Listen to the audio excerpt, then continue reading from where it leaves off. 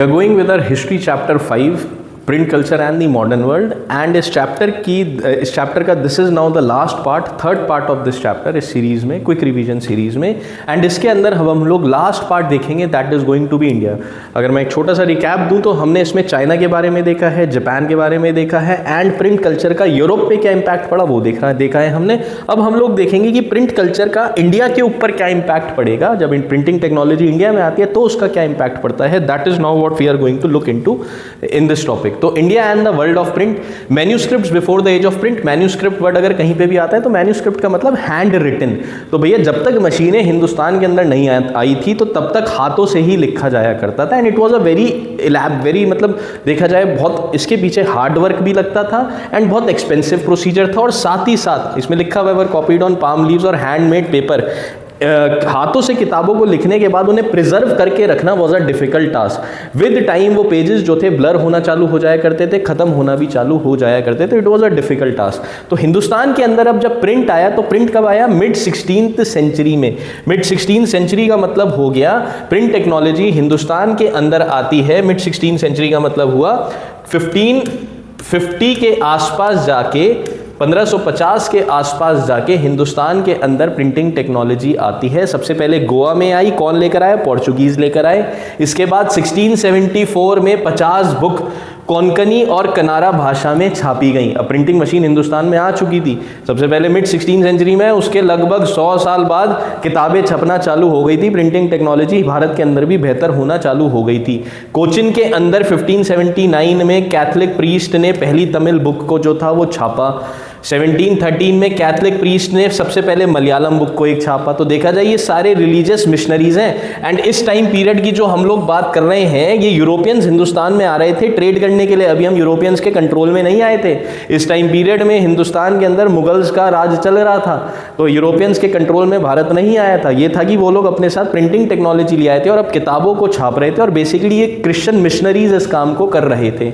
1710 में Dutch Protestant missionaries, यानी कि डच प्रोटेस्टेंट्स कौन होते हैं? मैंने लास्ट पार्ट में बताया था, those who rose their voices against the Catholics. उन्होंने 32 तमिल टेक्स्ट को, तमिल भाषा के टेक्स्ट को प्रिंट करा फ्रॉम 1780। अब इस टाइम पीरियड तक आते आते ब्रिटिशर्स का कंट्रोल काफी हद तक इंडिया के ऊपर अच्छा खासा हो चुका था। इस टाइम पीरियड तक आते आते सबसे पावरफुल फोर्स हिंदुस्तान के अंदर अब ब्रिटिशर्स बन चुके थे। क्यों? मराठास इससे पहले, मुगल साम्राज्य के पतन के बाद मराठास सबसे पावरफुल फोर्स निकलते हैं। But third battle of Panipat में जब मराठास हार जाते हैं उसके बाद ब्रिटिशर्स जो हैं वो सुप्रीम फोर्स उभरना चालू हो जाते हैं भारत के अंदर। तो अब जेम्स ऑगस्टस हिकी, ये ब्रिटिशर था, एंड जेम्स ऑगस्टस हिकी ने बंगाल गैजेट छापना चालू कर दिया, एक वीकली मैगजीन। और हिकी ने अपनी मैगजीन में अंग्रेजों का ही मजाक बनाना और अंग्रेजों की कमियां ही डालना चालू कर दी। तो उस समय जो गवर्नर जनरल वॉरेन हेस्टिंग्स होता है वो इसको रोक देता है, हिकी को रोक देता है कि भैया ऐसा मत कर, otherwise steps will be taken against you. Indians जो थे उन्होंने भी अपनी पब्लिकेशन चालू कर दी, जैसे बंगाल गैजेट का यहाँ पे फिर से नाम आया है। ये बंगाल गैजेट जो था वो first published by Gangadhar Bhattacharya.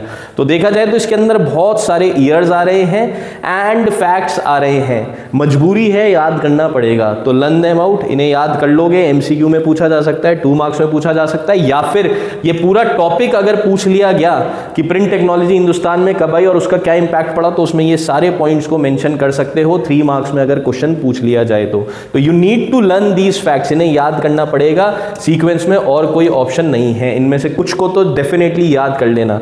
James Augustus Hicky के बारे में 2 मार्क्स में अलग से पूछ लिया जाता है। ये बंगाल गैजेट का क्वेश्चन एमसीक्यू में खासकर पूछ लिया जाता है, ये भी इसकी भी प्रोबेबिलिटी अच्छी खासी होती है। तो ये जो टॉपिक है पूरा का पूरा इंडिया वाला, इसमें फैक्चुअल बेस्ड बहुत है। नाम, डेट, किताबों के नाम ये बहुत याद करने पड़ेंगे। अब religious reforms and public debates, जैसे यूरोप के अंदर प्रिंट टेक्नोलॉजी आती है और उसके बाद चर्च के खिलाफ लिखना चालू हो जाते हैं। क्रिश्चियन रिलीजन के अंदर जो जो कमियां थी उसके अंदर उसके खिलाफ उसमें लिखना चालू कर देते हैं। इसी प्रकार हिंदुस्तान में प्रिंटिंग टेक्नोलॉजी आई। अब हिंदुइज्म के अंदर जो कमियां थी उसके लिए खिलाफ लिखना चालू हो कर देते हैं इंडिया के अंदर। इंडिया के जो रिलीजियस रिफॉर्मर्स होते हैं, जो हिंदुइज्म में कमी देख रहे थे, कास्ट में कमी देख रहे थे, कास्ट सिस्टम में कमी देख रहे थे, इस्लाम के अंदर कमियां देख रहे थे, सब अपने अपने तरीके से रिलीजियस रिफॉर्मर्स अब लिखना चालू कर देते हैं। तो religious reform unmanned public debates. तो राम मोहन रॉय का नाम यहाँ पे आता है, उन्होंने संबद्ध कमुदी जो थी उसे पब्लिश करा to counter the views of Ram Mohan Samachar Chandrika. अगर हम देखें next fact, from 1822 two Persian newspapers were published, Jam-e Jahannama and Shamsul Akbar, and Gujarati newspaper Bombay Samachar was also started. अब सोचो न्यूज़पेपर है गुजराती भाषा में, नाम है बॉम्बे समाचार। MCQ अगर पूछ लिया जाए कि Bombay Samachar was in which language, local language, और 4 लोकल लैंग्वेजेस का उसमें नाम दे रखा हो, मराठी दे रखा हो, गुजराती दे रखा हो, it's a Gujarati newspaper, confuse मत हो जाना। इसी प्रकार ये 2 पर्शियन न्यूज़पेपर्स के नाम याद रखने हैं, टाइम पीरियड याद रखना है। In 1810 first printed edition of Ramcharitmanas of Tulsidas was published in Calcutta, इस फैक्ट को भी याद रख सकते हैं।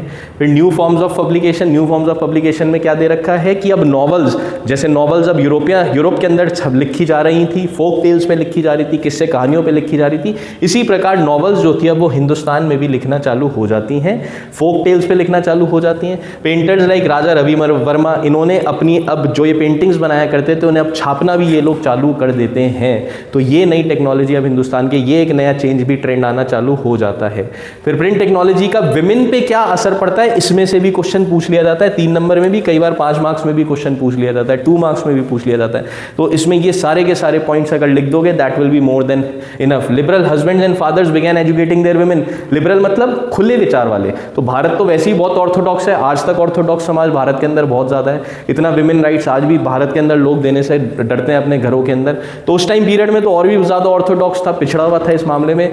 तो जो लिबरल हस्बैंड्स हुआ करते थे या फादर्स हुआ करते थे, जो खुले विचार वाले थे, वो पूरी कोशिश करते थे कि उनके घर की जितनी भी बहू बेटियां हैं उन्हें नॉलेज प्राप्त हो, वो पढ़ लिख सकें। Conservative Hindus believe that literate girl would be a window. अब जो कंजर्वेटिव सोच के थे, जो समाज में बदलाव नहीं चाहते थे, वो इसके खिलाफ थे। वो नहीं चाहते थे कि उनकी घर बेटियां जो हैं, घर में जो बेटियां हैं, बहुएं हैं, वो पढ़ लिख सकें। उन्हें लगता था अगर ऐसा होगा तो फिर वो जो लड़की है वो विडोड हो जाएगी, विधवा हो जाएगी।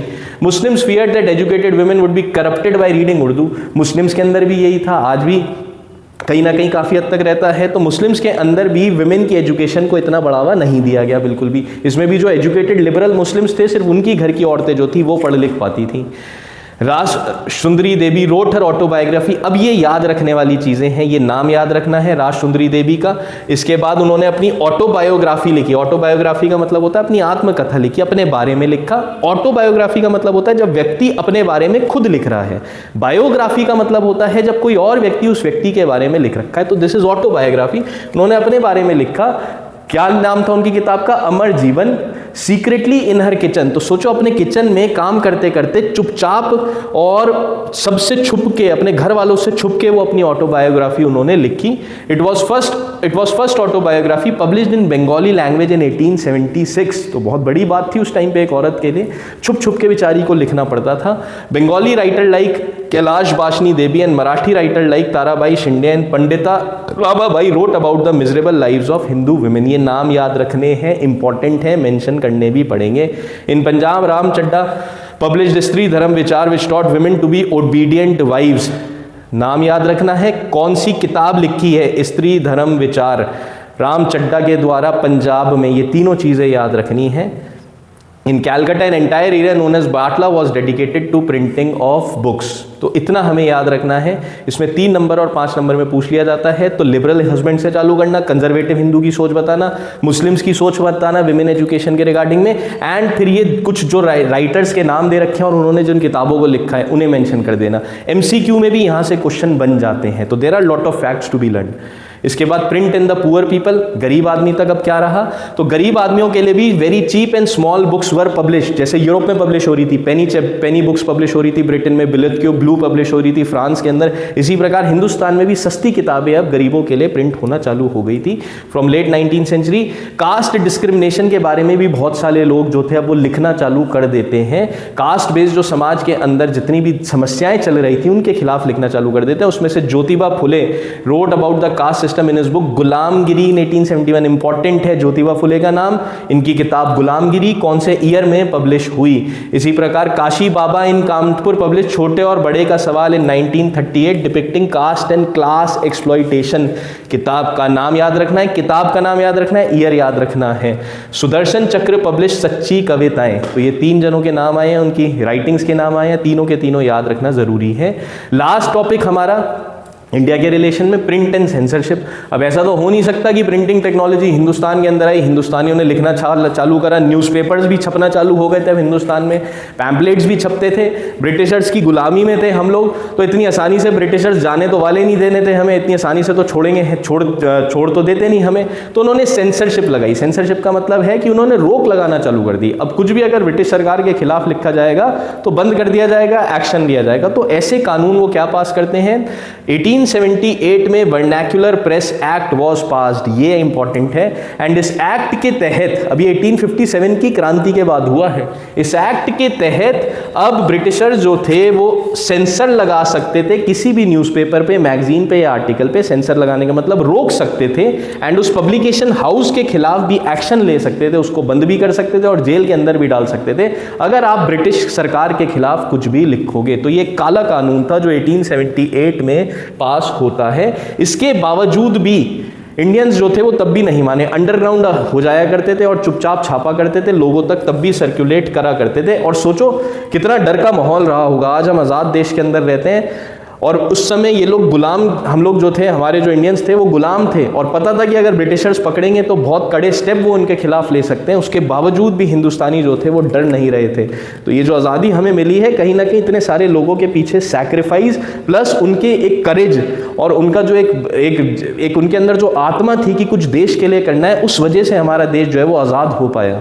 तो Gandhi ji 1922 spoke about the freedom of speech, freedom of expression and press and association, but the British government was trying to suppress these rights, and Gandhi ji expressed his opinion that the fight for Swaraj also included freedom of these rights। तो भैया print technology के साथ ये तीन चीज़ें भी आई, freedom of speech, freedom of press and association. Association का मतलब होता है इकट्ठा होना, अपनी बात रखना, और ब्रिटिशर्स हमेशा इन चीज़ों को रोकने की भारत के अंदर कोशिश किया करते थे।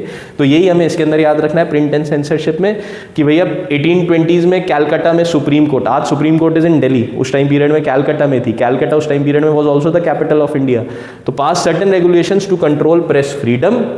ब्रिटिशर्स के बेसिकली ब्रिटिशर्स की पूरी कहानी की जो शुरुआत हुई है वो बंगाल के रीजन से, सबसे साउथ से चालू हुई, और बंगाल से इनका एक जो वर्चस्व था वो बढ़ना चालू होता है। तो कैलकाटा इनके अंडर में became their main centre of power.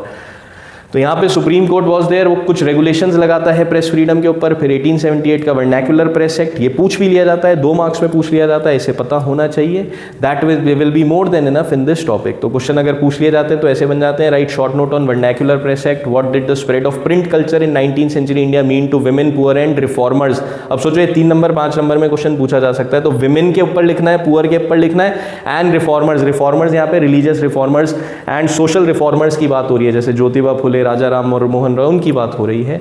Give reason that why Gandhi ji said that the fight for swaraj is a fight for liberty of speech, liberty of press and freedom of association. ये जो अभी हमने लास्ट पॉइंट के अंदर देखा। How did British pass certain regulations to control freedom of press in India, तो इसके अंदर यही आएगा 1820s का कैलकाटा सुप्रीम कोर्ट ने जो एक्ट पास किया, एंड 1878 का vernacular press act. That is all in this topic. इस चैप्टर में भी हमें यही याद रखना है। मेन 4 पार्ट्स हैं इस चैप्टर के, China, Japan, Europe and India. सबसे ज़्यादा प्रोबेबिलिटी क्वेश्चन आने की होती है वो होती है यूरोप एंड इंडिया में से। तो ये इंपॉर्टेंट टॉपिक्स इस चैप्टर के अंदर हमारे आते हैं। That is all, thank you so much.